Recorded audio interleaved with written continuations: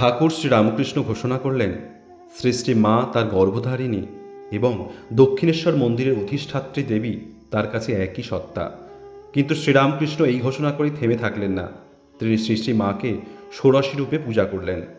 কিন্তু এই পূজা করবার আগে তিনি নিজেকে নিয়ত পরীক্ষা করে নিশ্চিত হলেন যে একসাথে বাস করার পরও তাঁর শ্রী শ্রী মায়ের প্রতি দেহবুদ্ধির উদয় হয় নাই, পরন্তু তিনি শ্রী শ্রী মাকে কখনো জগদম্বার অংশরূপে, কখনো সচ্চিদানন্দ রূপে আত্মা বা ব্রহ্মভাবে দেখেছেন।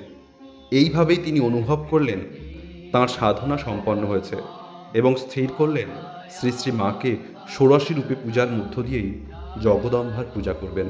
সেই মতোই 1228 সালের জ্যৈষ্ঠ মাসে এক অমাবস্যার দিন, ফলহারিণী কালী পূজার দিন, তিনি মাকে জগদম্বা রূপে পূজা করিলেন। জয় ঠাকুর, জয় মা, জয় জগদম্বা।